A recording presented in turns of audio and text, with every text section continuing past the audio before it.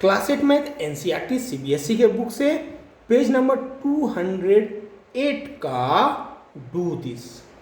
ठीक है, do this हमको कंप्लीट करने का है। ऑन ए स्क्वायर्ड पेपर, आप एक स्क्वायर्ड पेपर लीजिए, ग्राफ पेपर आता है वो पेपर आप ले लीजिए।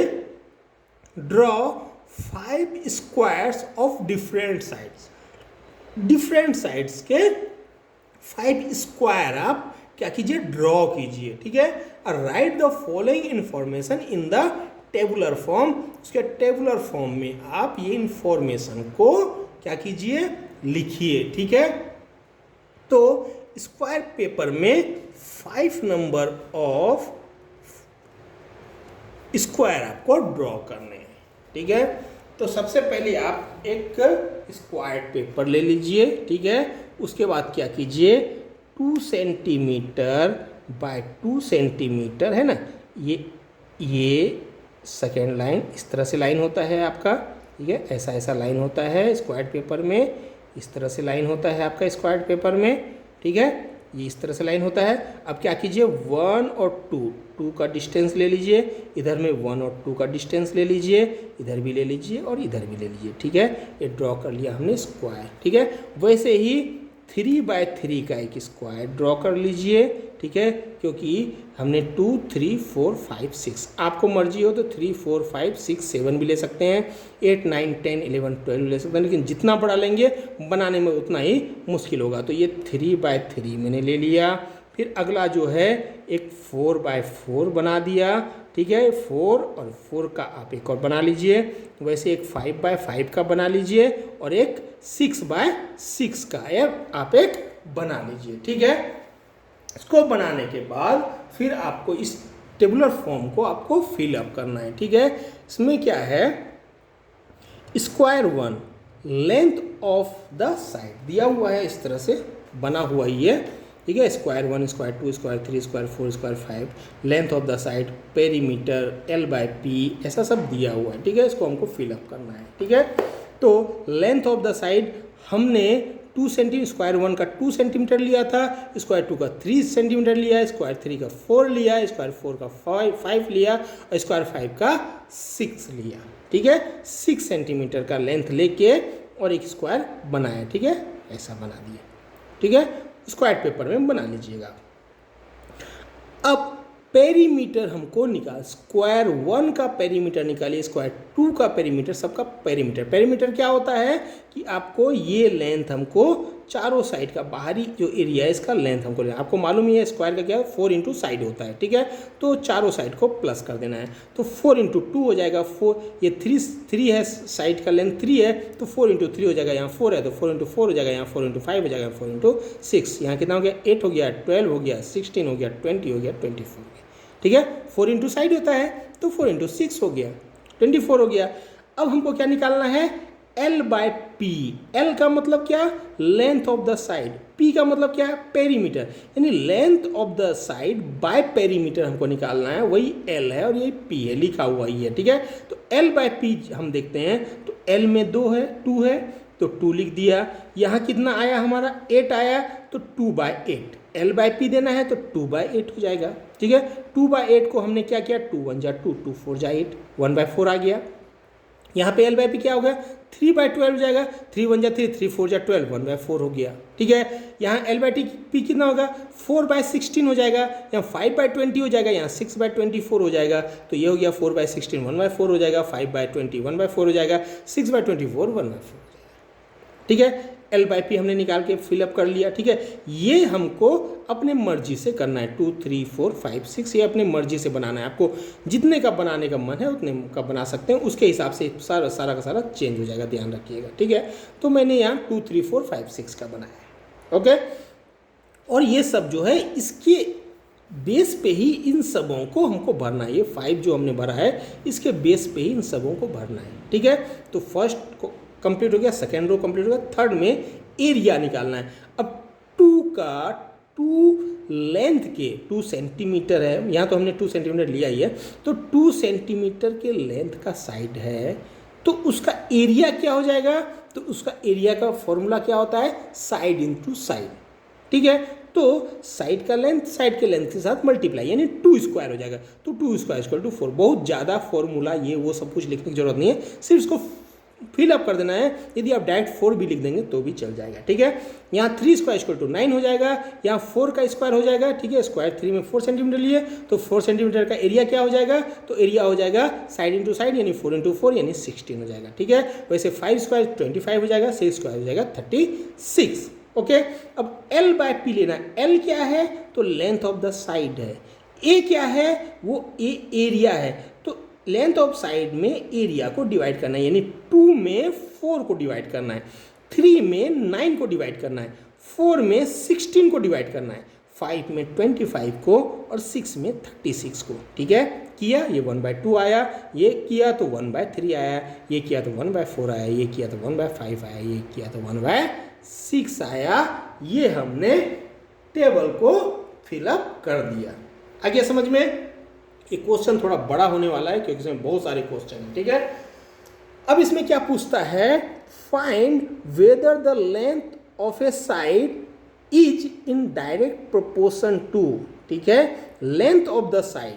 लेंथ ऑफ द साइड जो है वो क्या, ये जो फर्स्ट नंबर जो हमने एज्यूम किया है 2 3 4 5 6, वो लेंथ ऑफ द साइड क्या है, वो डायरेक्ट प्रोपोर्शन है पेरीमीटर ऑफ द स्क्वायर के।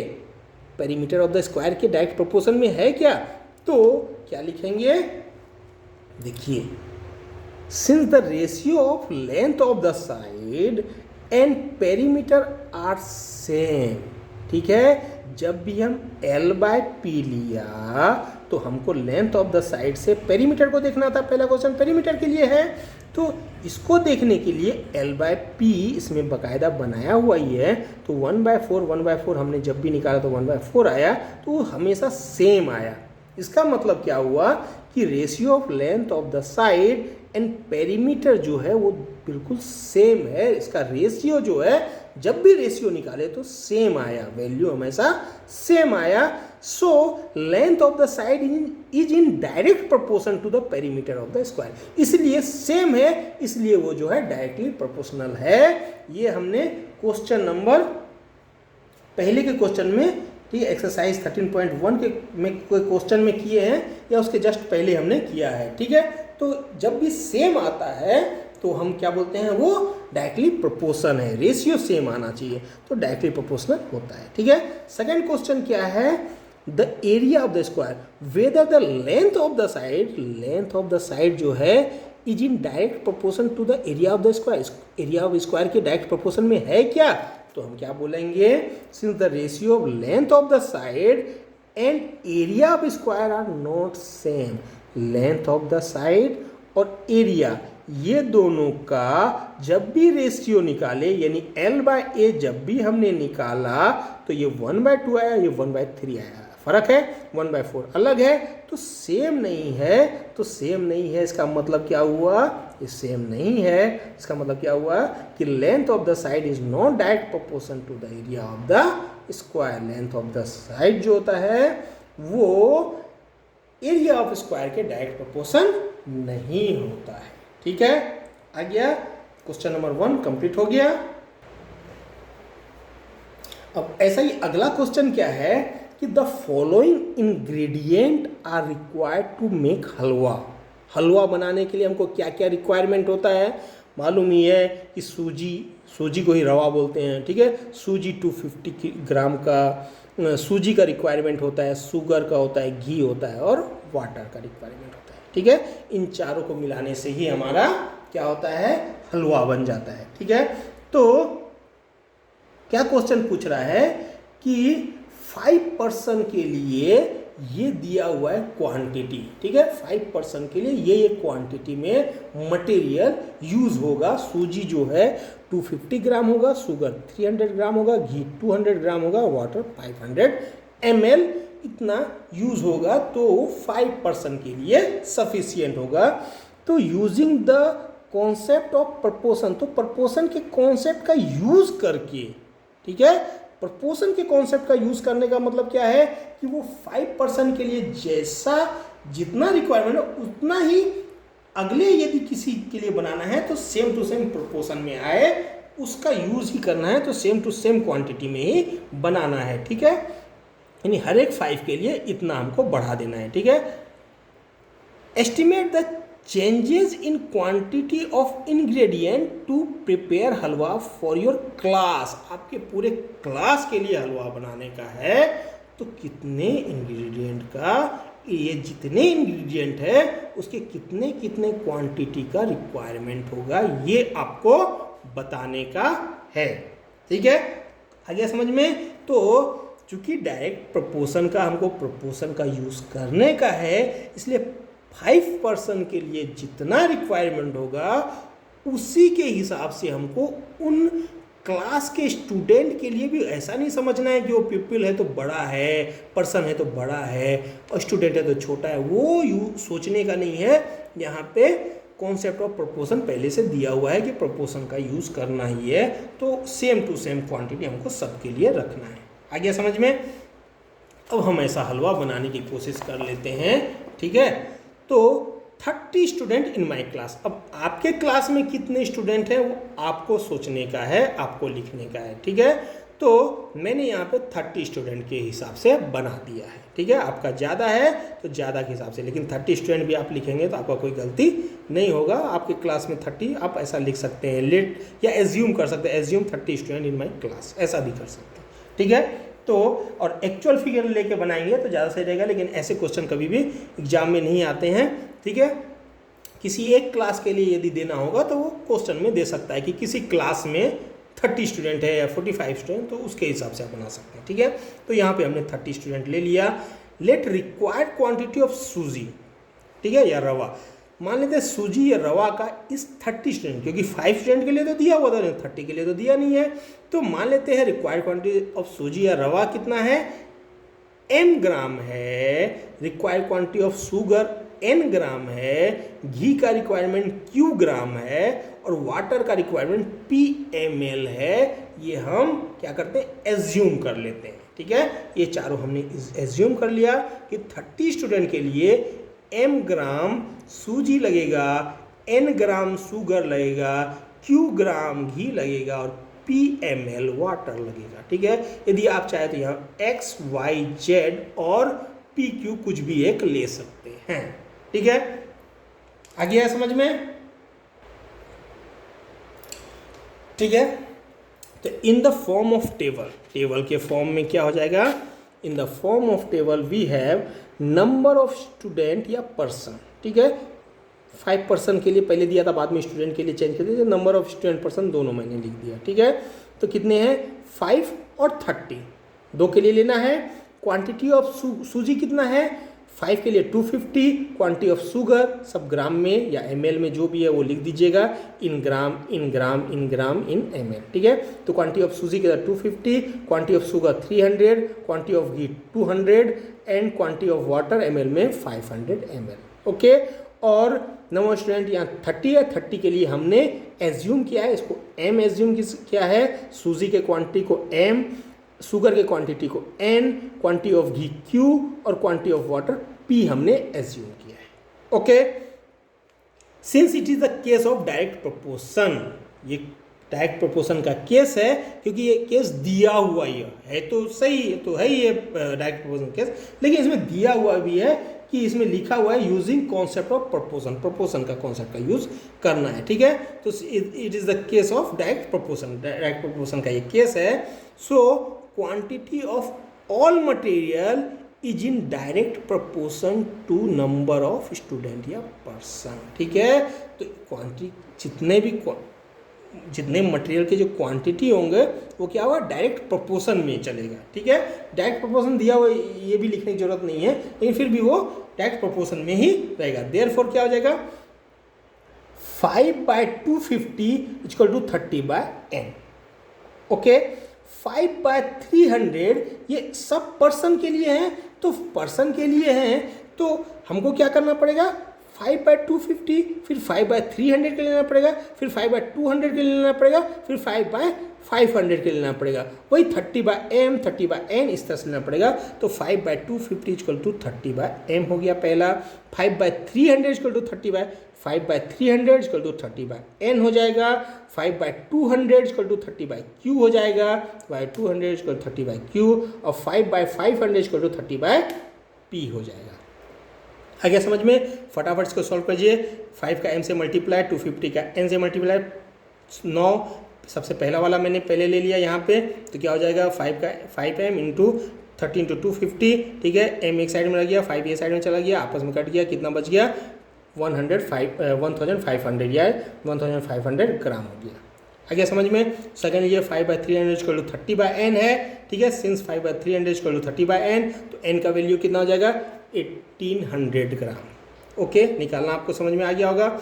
अगला क्या है 5/200 equal 30/q, 5/200 equal to 30/q, तो q का वैल्यू 1200 ग्राम आ गया, ठीक है। 5/500 इक्वल टू 30/p है, तो p का वैल्यू कितना होगा 3000 ml हुआ, इस बार ग्राम नहीं क्योंकि वाटर ml में होता है, ठीक है। सो रिक्वायर्ड क्वांटिटी ऑफ सूजी का रिक्वायर्ड क्वांटिटी कितना है, तो हमारा m का वैल्यू 1500 ग्राम आया, तो 1500, शुगर का 1800 आया, 1800 लिख दिए, घी का 1200 लिख दिए, और वाटर का 3000 ml लिख दिए, ठीक है। आ गया समझ में? क्वेश्चन नंबर 2 कंप्लीट हो गया, और समझ में भी आप लोगों को आ गया होगा, ठीक है। अब क्वेश्चन नंबर 3 देखिए। थर्ड क्वेश्चन क्या है कि choose a scale and make a map of your classroom, ठीक है। एक स्केल चूज कीजिए, खुद से ही चूज कीजिए, और क्लासरूम का मैप तैयार कीजिए। Showing window, door, black board extra, जिसमें क्या है विंडो हो, डोर हो और ब्लैक बोर्ड हो, सब कुछ हो।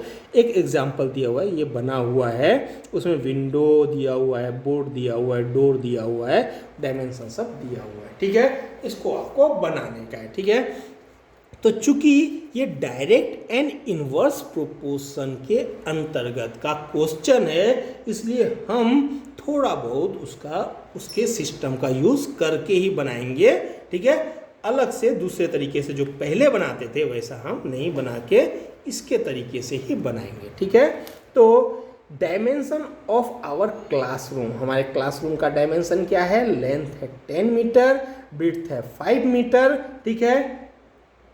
ईच विंडो लेंथ है 2 मीटर, और डोर का लेंथ है 1 मीटर, और बोर्ड का लेंथ है 2 मीटर, ये है, ठीक है। ये कैसे आया, तो आप अपने क्लासरूम का आपका डायमेंशन कितना है, वो सारे डायमेंशन आप खुद से मापेंगे, लेकिन लेंगे सिर्फ लेंथ ही, ठीक है।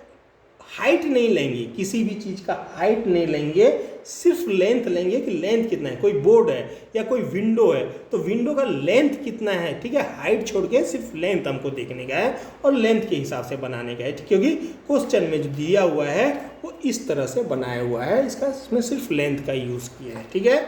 तो लेंथ लेके हमको बनाने का है।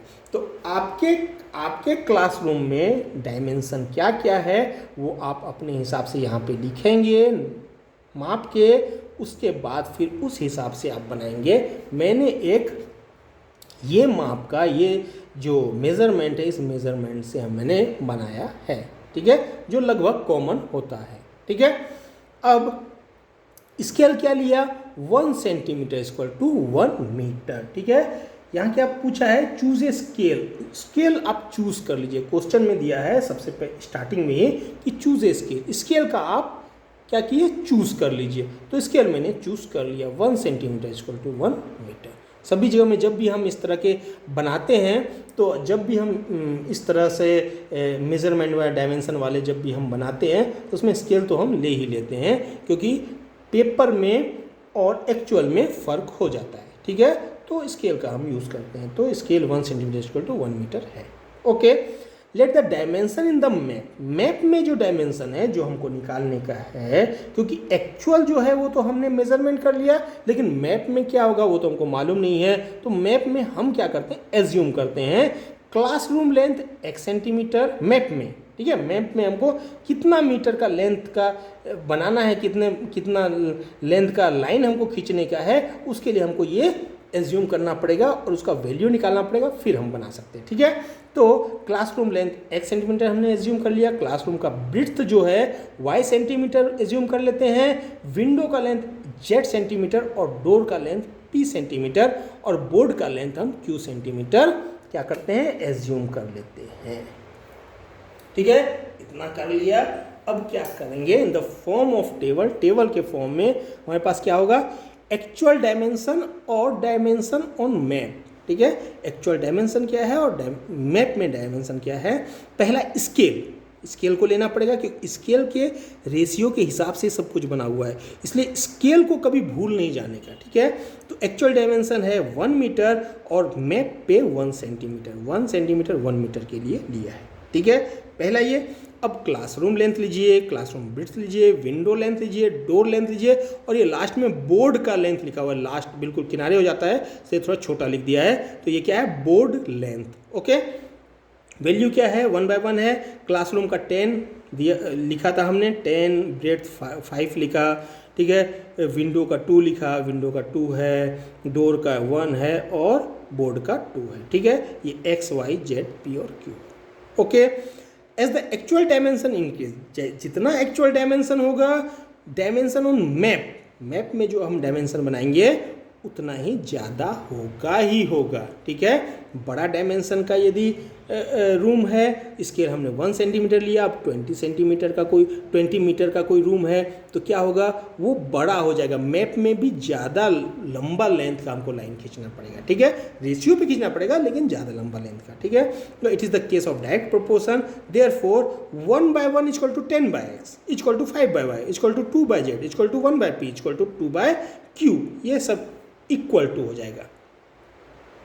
ठीक है, ये क्या हो जाएगा, सब equal to 1 by 1 equal to 10 by x हो जाएगा, तो इक्वल टू 5 बाय y हो जाएगा, सब का सब इक्वल टू में हो जाएगा। अब सबसे फर्स्ट आप ले लीजिए 1 by 1 equal to 10 by x, तो x का वैल्यू कितना हो जाएगा, 10 centimetre. 1 by 1 equal to 5 by y, 1 by 1 के बराबर में ये है और इसके इक्वल में ये है, तो इसके इक्वल में ये भी हो जाएगा, तो ये दोनों, ये भी इक्वल हो गया, ये भी इक्वल हो गया, ये भी इक्वल, सब तो इक्वल हो गया। तो 1 by 1 equal to 5 by y, तो 1 by 1 equal to 5 by y, y का वैल्यू 5 सेंटीमीटर आ गया। 1 by 1 equal to 2 by z, equal z का वैल्यू 2 सेंटीमीटर आ गया। 1 by 1 equal to 1 by p हो गया, तो पी का वैल्यू 1 सेंटीमीटर हो गया। 1 बाय 1 2 बाय क्यू हो गया, है ना। 1 बाय 1 इक्वल टू, ये नहीं लिखा मैंने, है 2 बाय क्यू, ठीक है। 1 बाय 1 इक्वल टू, ये भी बराबर हो जाएगा 2 बाय क्यू हो जाएगा, तो क्यू का वैल्यू क्या है, 2 सेंटीमीटर हो जाएगा। तो ये वैल्यू हमारा सेंटीमीटर का वैल्यू आ गया। अब इस सेंटीमीटर पे हमको क्या करना है, मैप बनाना है, ठीक है। तो x हमारा आया 10 सेंटीमीटर, यानी क्लासरूम लेंथ आया 10 सेंटीमीटर, ठीक है। यदि आप चाहें तो लिख सकते हैं, so classroom length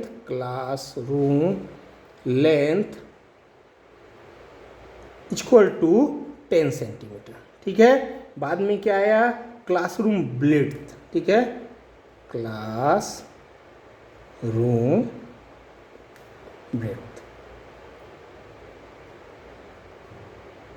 equal to कितना आया, y का वैल्यू 5 सेंटीमीटर, तो लिख सकते हैं 5 सेंटीमीटर, ठीक है। वैसे ही अगला जो भी है आपका जेड का वैल्यू 2 सेंटीमीटर आया, तो जेड के लिए आप देख सकते हैं विंडो लेंथ जो है वो आपका 2 सेंटीमीटर आ गया, डोर लेंथ इतना आ गया, ये सब आप लिख सकते हैं, ठीक है। तो यहाँ आपने लिख दिया। अब आप स्केल से आप इसको क्या करेंगे, बना लेंगे, ठीक है। तो लेंथ कितना लेना है, स्क्वायर्ड पेपर का यूज़ कर लीजिए, उसमें कितने खाने लेने हैं, तो 10 नंबर्स ऑफ जो खाने हैं वो ले लेने के हैं, और मैं इस स्केल से बनाया हूँ तो 10 तक का लेंथ का लाइन हमने खींच लिया, ठीक है। ब्रेड्थ कितना लेना है, 5 सेंटीमीटर, ठीक है, क्योंकि हमारा कितना आया था, लेंथ 10 सेंटीमीटर आया था, इसलिए 10 सेंटीमीटर ही लिया। क्लासरूम का ब्रेड्थ कितना आया, 5 सेंटीमीटर आया, तो ये मैंने 5 सेंटीमीटर ले लिया, ठीक है। और ये भी 10 हो जाएगा, ठीक है, और ये भी 5 हो जाएगा, ठीक है, इसमें कोई प्रॉब्लम नहीं है। बाद में विंडो कहाँ कहाँ है, मैंने यहाँ पे और यहाँ पे विंडो बनाया है। विंडो कहाँ पे, वहाँ पे आपको विंडो बनाना है। डोर जो है वो दीवार के साथ लगा हुआ है या थोड़ा हटा हुआ है, वो आपको बनाना है। इसमें ये भी आपको देखना पड़ेगा कि दीवार से कितने डिस्टेंस पे है, ठीक है। वैसे ये विंडो कि कहाँ पे है और बोर्ड कहाँ पे है, बोर्ड का लेंथ कहाँ पे है, बोर्ड का लेंथ कितना है, वो सब आपको देखना पड़ेगा, उस हिसाब से बनाना पड़ेगा। मैं इस हिसाब से बनाया हूँ, जो एक एज्यूम करके मैंने इस तरह से बनाया है, ठीक है। तो यहाँ पे विंडो कितना है, तो 1 सेंटीमीटर का 1 सेंटीमीटर का डिस्टेंस छोड़ के मैंने 2 सेंटीमीटर का विंडो, क्योंकि 2 सेंटीमीटर विंडो का लेंथ कितना आया था, विंडो का लेंथ आया था जेड सेंटीमीटर है, विंडो का लेंथ जेड हमने माना था और जेड 2 सेंटीमीटर आया। तो 2 सेंटीमीटर, डोर 1 सेंटीमीटर आया था और बोर्ड 2 सेंटीमीटर, तो 2 सेंटीमीटर का लेंथ का ये मैंने ये बना दिया। यहाँ पे एक विंडो था 2 सेंटीमीटर का, यहाँ बना दिया। एक विंडो इधर था 2 सेंटीमीटर का, इधर बना दिया, ठीक है। डोर इधर बना दिया, ठीक है। या आप चाहें तो इस तरफ विंडो नहीं बना सकते हैं, क्योंकि एक साइड में तो है, क्या होता है, क्लास के जस्ट बगल में क्लास होता है, ठीक है। लेकिन फिर भी बीच में कभी विंडो होता है, कभी नहीं भी होता है। तो इस विंडो को चाहे तो नहीं बना सकते हैं। तो एक डोर हो गया, सामने एक विंडो हो गया, बोर्ड को पीछे साइड में हमने 2 सेंटीमीटर के लेंथ का बना दिया और ये बना दिया। ये हमारा मैप तैयार हो गया, ठीक है। स्क्वायर पेपर में, ग्राफ पेपर में बनाना चाहें तो आप ग्राफ पेपर में भी बना सकते हैं, ठीक है। तो ये क्वेश्चन आपको समझ में आ गया और यहाँ पे आप लिख दीजिएगा scale 1 centimetre equal to 1 metre, ठीक है। तो ये कंप्लीट हो गया आपका टू दिस पेज नंबर 208, ठीक है।